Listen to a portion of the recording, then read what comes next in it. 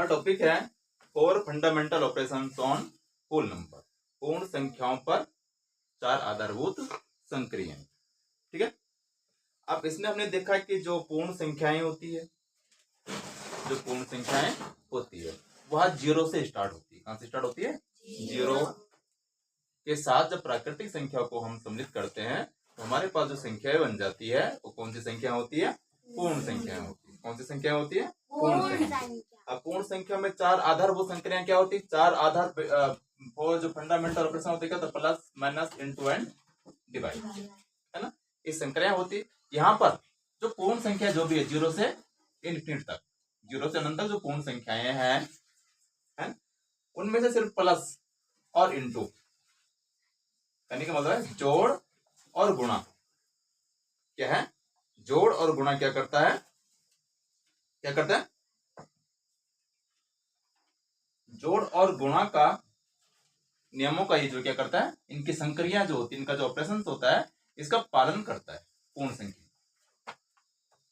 संख्या सिर्फ जोड़ और गुणा की संक्रियाओं का पालन करती है, जबकि माइनस मीन्स घटाव और भाग के संक्रियाओं का ये पालन नहीं करती है ना। इसमें जो पहला इसका रूल है क्या? संवरक नियम। क्या है? क्लॉजल लॉ, है ना। इस नियम के अनुसार क्या है, यदि ए और बी मीन्स कोई भी संख्या हो, वो कैसे होनी चाहिए? पूर्ण संख्या होनी चाहिए। कैसे होनी चाहिए? ए और बी यदि पूर्ण संख्याएं हैं तब इनका योग या इनका गुणनफल भी क्या आएगा हमारे पास? पूर्ण संख्या ही आएगी, है ना। पूर्ण संख्या होना चाहिए। पूर्ण संख्या क्या? सपोज हमने देखा है पूर्ण संख्या क्या है? 6 पूर्ण संख्या है ना, और 7 क्या है? पूर्ण संख्या। अब इसका योग करते हैं। क्या करते हैं? योग करते हैं। कितना आ जाएगा? 13। और 13 में क्या है? पूर्ण संख्या, है ना। यदि ए और बी दोनों पूर्ण संख्याएं हैं, ए और बी दोनों क्या है? पूर्ण संख्याएं हैं, तब इनका योग मीन सम और इनका गुणनफल, है ना, इनका प्रोडक्ट भी हमें क्या मिलेगा? एक पूर्ण संख्या ही मिलेगी। अब ये प्लस क्या मिलेगा? पूर्ण संख्या। सपोज हम इनका क्या करते हैं? मल्टीप्लाई करते हैं। दोनों पूर्ण संख्या क्या करते हैं? मल्टीप्लाई करते हैं। तो क्या है? 42 भी क्या है? पूर्ण संख्या ही है। समझ गया बात को? ये इसका एग्जांपल है। यहाँ पे 3 + 4 क्या है? 7, है ना। ये भी 3 क्या है? पूर्ण संख्या है, और 4 भी क्या है? पूर्ण संख्या। और दोनों पूर्ण संख्या को हमने प्लस किया तो क्या गया हमारे पास? 7 है, जो 7 भी क्या है? पूर्ण संख्या ही है। यदि ए और बी दोनों पूर्ण संख्या है तो इनका योग करेंगे तो हमारे पास क्या मिलेगा? पूर्ण संख्या ही मिलेगी। और इनका हम मल्टीप्लाई करेंगे, इनका गुणा करेंगे तो हमारे पास पूर्ण संख्या ही हमारा गुणनफल आएगा। क्लियर हो गया? इसके बाद कर्म विनिमय। क्या है? कर्म विनिमय नियम, है ना, कम्यूटेटिव लॉ। विनिमय मीन्स क्या करेंगे तुम? अदला बदली। विनिमय को क्या समझो? अदला बदली करना। क्या करना है? अदला बदली करना। ठीक है। अब इसमें करेंगे, इसमें यदि ए और बी दोनों क्या है? पूर्ण संख्या है। ए और बी क्या है? पूर्ण संख्या, है ना। हमारे पास कोई और संख्या नहीं होनी चाहिए, पूर्णांक नहीं होनी चाहिए। क्या नहीं होनी चाहिए? पूर्णांक संख्या नहीं होनी चाहिए। वहां पे हमारा क्या हो जाएगा? डिसबैलेंस हो जाएगा, है ना। यदि ए और बी पूर्ण संख्या है तो इनका विनिमय कैसे होगा? सपोज हमने क्या किया? ए और बी क्या पूर्ण संख्या है? क्या है? 7 क्या है?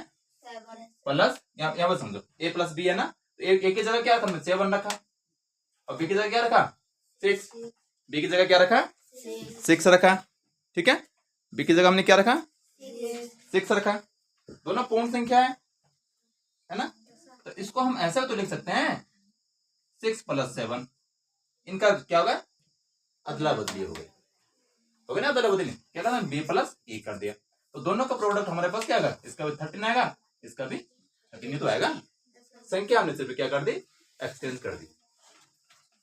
कर्म विनिमय संख्याओं की अदला बदली करनी। किधर आ गया? किधर आ गया? ऐसे हम गुणा में करेंगे तो गुणा में सेम वही हो जाएगा, है ना। ए की जगह कोई संख्या रखो 8, और बी की जगह रखो तो कुछ भी रख दो 4, है ना। या ऐसा करो, इसको कर दो 4, इसको कर दो 8, हो गया इसका अदला बदली, है ना। तो दोनों को क्या जाएगा? 32। दोनों क्या जाएगा? 32। ये कौन सा रूल है? कर्म विनिमय। क्या है? कर्म विनिमय रूल है, कर्म विनिमय लॉ, है ना। और यहाँ पर क्या है? संवरक नियम के लिए हमारे पास क्या चाहिए? पूर्ण संख्या ही चाहिए। क्या चाहिए? पूर्ण संख्या के अकॉर्डिंग इसका जो है ये योग का संवर्ग नियम है और एक गुणन का संवर्ग नियम, ये क्रम विनिमय नियम है। समझ गया बात को? Note down. देखो नंबर थर्ड हमारे पास सहचारी नियम है। क्या है? सहचार्य नियम, एसोसिएटिव लॉ। एसोसिएटिव लॉ, सहचर्य नाम से सहचर्य, सहा मीन साथ साथ चलने वाला, सहचर्य जो साथ साथ चलता है, क्या होता है? साथ साथ चलता है, साथ साथ चलने वाला, है ना। इस नियम के अकॉर्डिंग दिस लॉ, इस नियम के अकॉर्डिंग यदि ए बी और सी क्या है? पूर्ण संख्या। ए बी और सी क्या है? पूर्ण संख्या है, तो इसका योग का सहचर्य नियम क्या होगा, है ना, और गुणन का सहचर्य नियम क्या होगा, हम यहाँ पे देखेंगे। ठीक है, तो ए देखो, सपोज हमने ए क्या माना? ए क्या मान रखा? बी क्या मान रखा? और सी क्या है? सी क्या है? 6, है ना। अब इसका योग के सहचर्य नियम के अकॉर्डिंग देखो हमने क्या रखा? ए प्लस ब्रैकेट में बी प्लस सी, ए प्लस ब्रैकेट में बी प्लस सी। तो ए की जगह क्या रखा हमने? 4, बी की जगह 3, सी की जगह जो है वो रख दी। ठीक है, अब यहाँ पर क्या हो गया? साथ साथ चल रहा है ना। हमने क्या थोड़ा बहुत इसमें क्या कर दिया? चेंज कर दिया। अब क्या करते हैं? ब्रैकेट में ए प्लस बी कर दिया, ब्रैकेट में क्या कर दिया? ए प्लस बी, और ब्रैकेट के बाहर हमने क्या रख दिया? प्लस सी, है ना। अब वैल्यू देखो, ए कितना है? 4, बी कितना है? 3, और ये कितना है? 6, है ना। अब इन दोनों को हमने प्लस के ब्रैकेट कर, कितना आया? 9, है ना। ये कितना? 4, इन दोनों प्लस के कितना आया? 7, और ये कितना है? 6। इसका सम करेंगे कितना आ जाएगा? इसका सम करेंगे क्या आ जाएगा? सेम रहे। ठीक है, अब गुणा का जो सहचर्य नियम है क्या? ए कितना है? ए कितना है? 4 इंटू बी कितना है? 3 इंटू सी कितना है? 6, है ना। अब सेम यहाँ पे कर दे, क्या कर दिया? क्या कर दिया? ये है क्या? ये ए इंटू बी इंटू सी, है ना। आगे क्या है? A into B into C, ये तो है, समझ गया? ठीक है, तो इसका हमने मल्टीप्लाई कितना हो गया? 18, तो ये कितना हो गया? 12, ये कितना है? 4, ये कितना है? 6, 18 4 जा 18 4 जा एंड 12 6 जा, दिख रहा? तो इस तरह से हम इसको ब्रैकेट में आगे पीछे कर सकते हैं। यदि ए बी और सी तीनों क्या है? पूर्ण संख्याएं है, तो हमारे पास उसका जो प्रोडक्ट आएगा वो हमारे पास सेम ही आएगा। समझ गया? ये क्या? गुणा का सहचर्य नियम। क्या है? गुणा का सहचर्य नियम, ये साथ साथ चल रहा है। ठीक है, समझ गए? बात समझ में आई? Okay, note down. Number 4 law जो हमारे पास है क्या? बंटन का वितरण नियम, डिस्ट्रीब्यूटिव लॉ। क्या है? Distributive law. इसमें भी यदि ए बी और सी क्या है? पूर्ण संख्याएं। ए बी और सी क्या है? पूर्ण संख्याएं हैं, तो गुणा का योग पर आधारित बंटन नियम क्या होगा, है ना।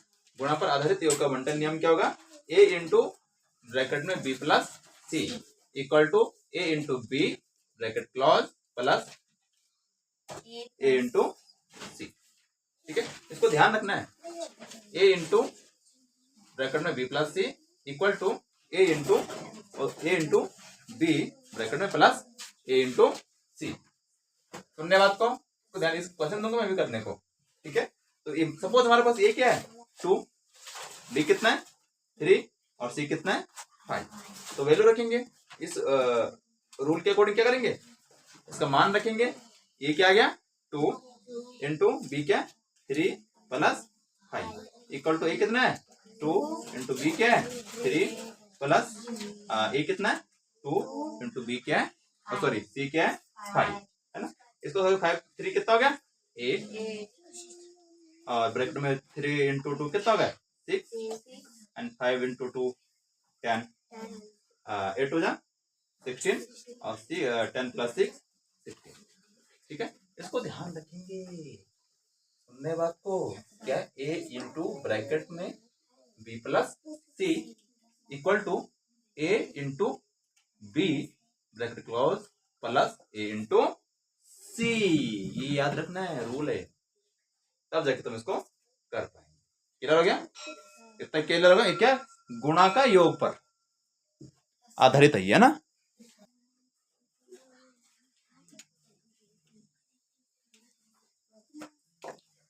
बंटन वितरण नियम के अकॉर्डिंग जो पहला हमारा था गुणा का योग पर था, गुणा का योग पर कैसे बंटन होगा, और अब योग का गुणा पर कैसे बंटन होगा, वहां पर इसको कैसे बांटेंगे।